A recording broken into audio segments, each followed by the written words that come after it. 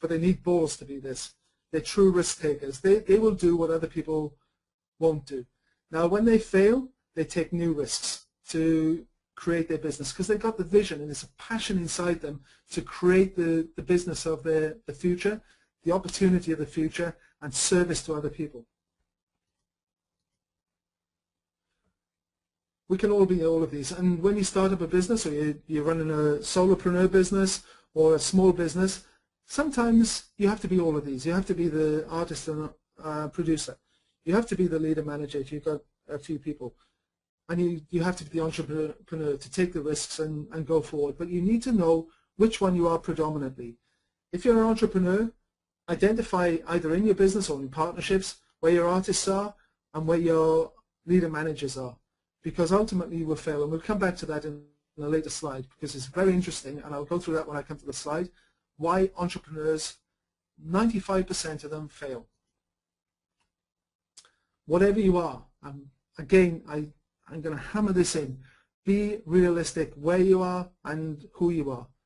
If you are to expand an ever-increasing money-making machine, you need the others in your business. So let's have a look at the seasons. Now, this is a very important part of designing a business. Lots of companies start up, lots of entrepreneurs start up with a great opportunistic idea. But they don't think where they are in the seasons of the economy, the season of the industry, the seasons of the business, the seasons of the team, the seasons of change. So exploring the world as we are now, and there's microcosms in the world. But as we are at the moment, and this could change, this world is in the season of winter. The economy worldwide is in a winter season where people are hunkering down, they're scared to spend, so you've got to take that into account when you've got your product or services. Now, your industry, let's take for example the financial services industry, that is definitely in winter.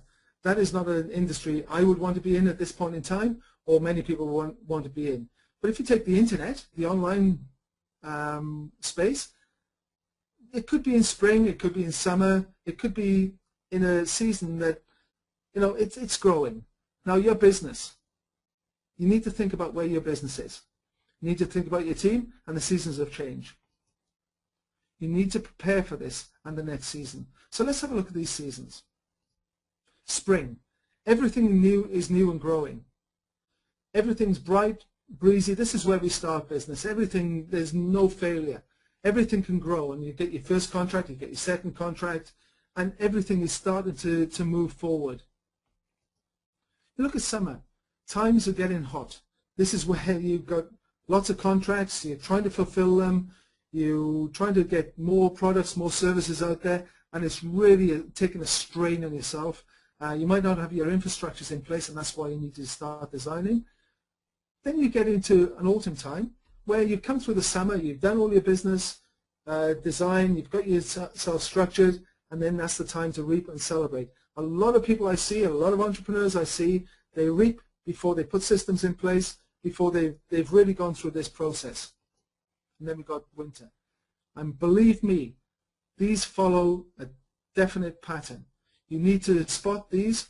Winter is hard times. Cold sets in. I've got a saying, when winter comes, let's go snowboarding, let's not hunker down inside.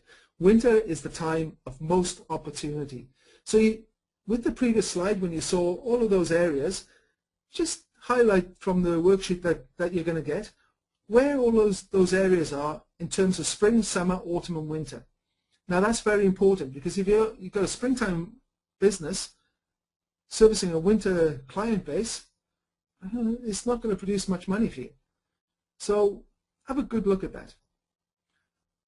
Let me take you to the stages of a business. Now this fits into the spring, summer, autumn, winter in terms of how a business evolves. A business is born. That's when cash flow is critical. You set up your business. You really have, it's like a scratch around for your cash, scratch around for clients. You may have one or two clients. This might be when you're on your own. Then it goes into an infant business. You've established yourself maybe with one or two clients, and you start growing. Then you go into a toddler business. This is where it starts to feel pretty good. You're growing, it feels more confident, it feels more comfortable, it feels more like you are creating a business, but you still may be doing things yourself and you haven't thought about systemization. Then we go into teenage business. Now, these are set out in this way because there's a great metaphor with life and a great metaphor with the seasons. So this is a springtime season where we get up to teenager, and you know, we all know what teenagers are like. It's a tough time.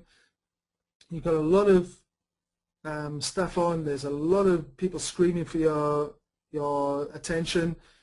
You might be working on your own to do everything, and this is the biggest mistake an entrepreneur makes, because at this stage, this is where you need to systemize. And if you haven't thought about it at the birth of your business, when you get to this stage, it's even harder to systemize your business and outsource and to get online systems in place to take it to the next stage, which is a young adult.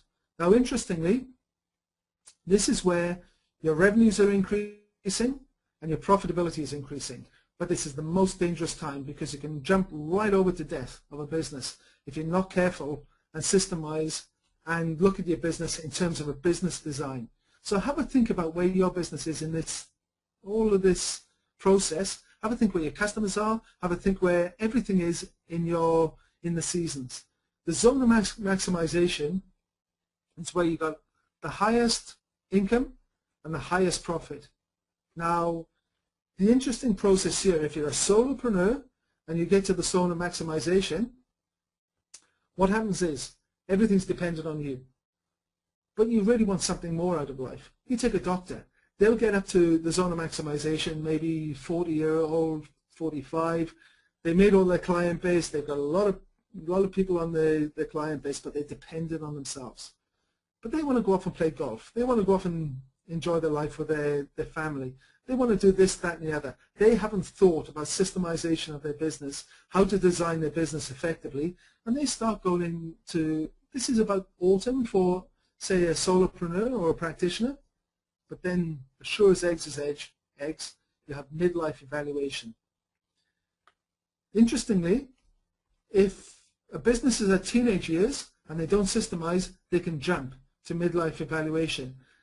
They don't get to maximization because they are started up generally by entrepreneurs. Entrepreneurs are not systemized. They don't look at this process, and they just run off to the next thing, which then takes a midlife evaluation into aging. You get an aging business. Again, going back to the doctor metaphor, he'll go out, play golf, his patients drop off. His income drops down, and he's got an aging business. He hasn't got something he can actually transfer on to someone else, or you can systemize for passive income. The next stage is institutionalization, where he really doesn't want to be there, his patients don't want to be there, solopreneur really gets disillusioned, and then there's death. Now, this doesn't have to happen over years. This can happen in months. This can happen in a couple of years, but you need to be very mindful of how your business is developing, and think about your seasons. Think about what you're going to do at each stage. At the left-hand curve, the first quarter, you need to be scratching for the cash, but you need to be thinking about systems. It's about innovation. It's about marketing. It's about setting up your business for the future. When it becomes to young adult, to zone of maximization, you need to have your systems in place so you can have a money-making machine. Otherwise, you will go down to the institutionalization and death. So what's next?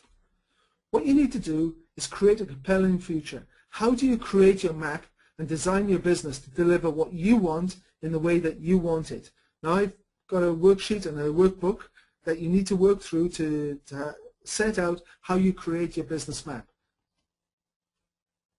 You then need to consider, what does this mean for your customers and their stage of life and needs? Now, if you've got a mismatch in the stage of life of your business to the mismatch of the stage of life in your customers, for example, if you're trying to deliver internet marketing services or coaching services to, say, older age people, that may not work because they're not at that stage of life.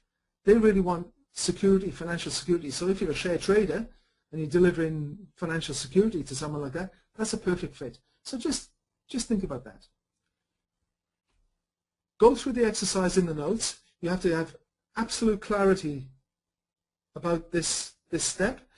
You need to work step by step, and at the end of it there's a business mapping process where you will be very clear on who you are. You'll be very clear on who your customer is. You'll be very clear on where your market is and what stage it's in, and you'll be very clear on what you need to do next.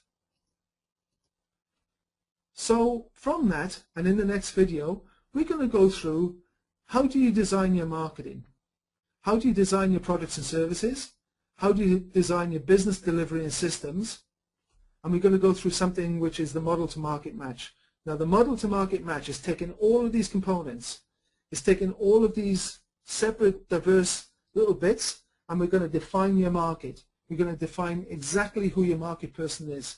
We're going to define what you call your avatar, their ideal person.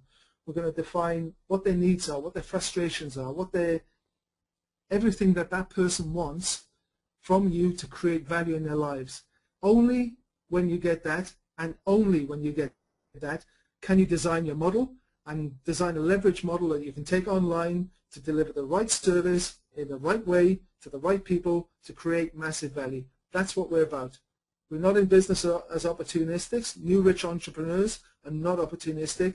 They create systemized businesses that deliver massive value to people. We are at the end of all of this process. We are going to create a systemized business that makes money whilst you sleep. It delivers massive value, as I said, but it delivers it in a way that you're happy with.